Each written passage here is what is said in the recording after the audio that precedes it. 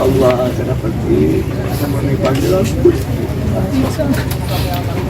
Tak kuasa menahan kesedihan, doa Ikang Fauzi untuk mendiang sang istri Marissa Haque, terimalah dia ya Allah.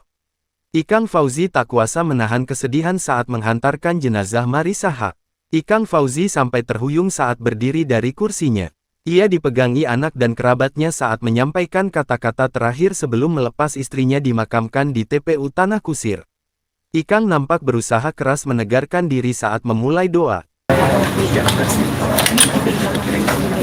Dan memang Ada tahapan ya Allah, semoga amalnya diterima Allah. Amin. Diampuni segala dosa-dosanya. Amin. Ya Allah, terimalah dia ya Allah. Ampuni segala dosa-dosanya. Terima kasih atas doanya semua. Berkati perjalanannya ya Allah.